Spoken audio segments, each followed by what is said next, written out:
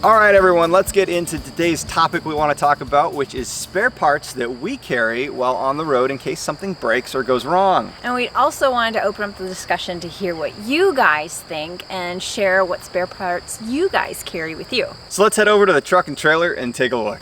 So obviously we carry spare tires with us. There's one for the fifth wheel, which is underneath here, and then there's one on the truck as well. We also carry a spare hydraulic jack in addition to the one that came with the truck, as well as jack stands so that we can jack up and do work on the axles and tires on the trailer and the truck. Another kind of obvious thing we carry is spare fluids. We carry 5 extra gallons of diesel fuel, and while it's not going to get us super far in a pinch, it will keep you getting you down the road, hopefully get you to the next fuel station. We also carry a little bit of extra oil and also some spare antifreeze. Along with the fluids, especially the fuel, we also carry a battery operated fuel pump, which makes it a lot easier to transfer this fuel into the truck. So while it's not necessarily a spare part, we ended up with 2 of them, and these are jumper packs. So this was our original one, and we recently got this one that's a lithium ion battery. And yes, this can jump start the truck, so we are ready for that. All right, let's get into my spare parts drawer here. Getting a little away from more obvious parts, these are some things that we have decided to carry because of, I guess, trial and error. A lot of these we've had an issue with and decided that it was important to have. First of all, I've got a spare lug nut for the trailer tires. We broke a lug nut at one point and had a very, very difficult time finding the correct one for the trailer.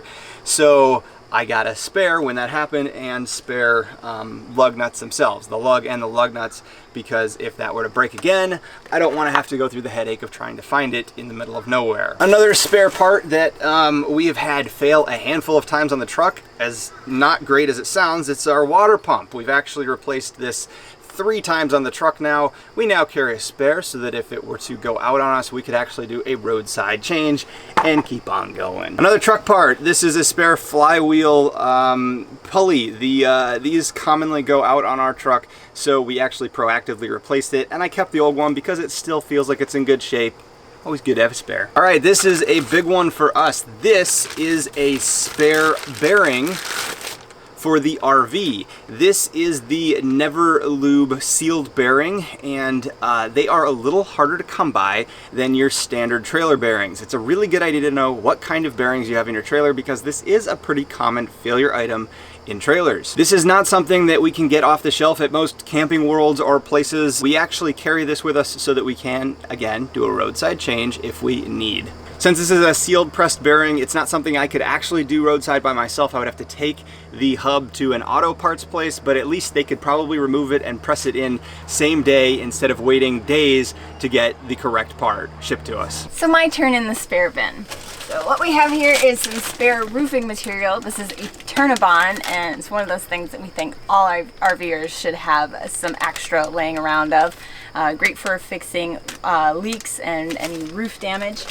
Along similar lines, we always carry extra caulk with us, because you never know when you will find a leak or find a spot that needs to be recaulked. We've got spare light bulbs for inside the RV, because it's really annoying when one of those goes out and you have to wait a couple days for Amazon Prime to send you a new one. Here we have spare cabinet hardware. There are these plastic latches that are inside our cabinets that seem to break every couple of months, so we got a whole bunch of them, so we just replace them as they break. We also have a whole bunch of spare fuses in here. Also batteries are a big thing. So that's all there is in that one. So this is specific to our situation. We carry a number of spare electrical parts. First of all, as Caitlin said earlier, we carry spare fuses, but we carry some spare main fuses. If your RV has any main fuses for a solar system or something, make sure to have extras. In case you blow it, you will be out of power. We are also getting a spare 24 to 12 volt converter, which you see back here.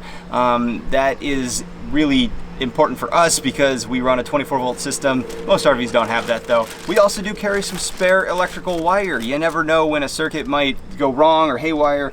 If you're a do-it-yourself type person, just have a handful of different size wires so that you can repair an electrical system on the road. We have a white main hose for hooking up our RV in hookup situations, but we do carry an extra hose just in case we need something else, you know, to wash the truck or wash the dogs or something like that.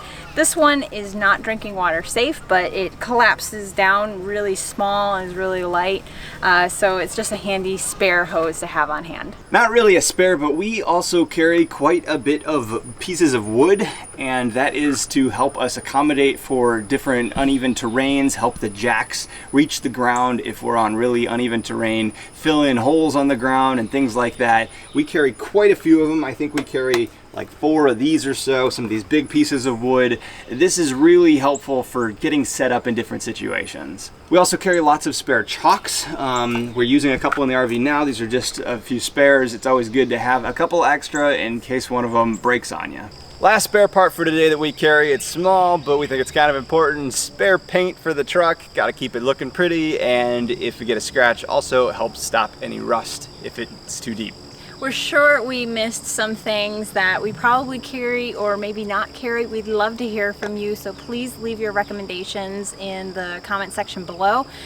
We have a number of other things that we didn't talk about in this video, like air compressors, things like that. We're going to consider those tools though, and we are going to be doing a video on all the tools that we carry on the road as well in a future episode. If you haven't already, hit that subscribe button and the like button, and we will see you next week. Bye guys!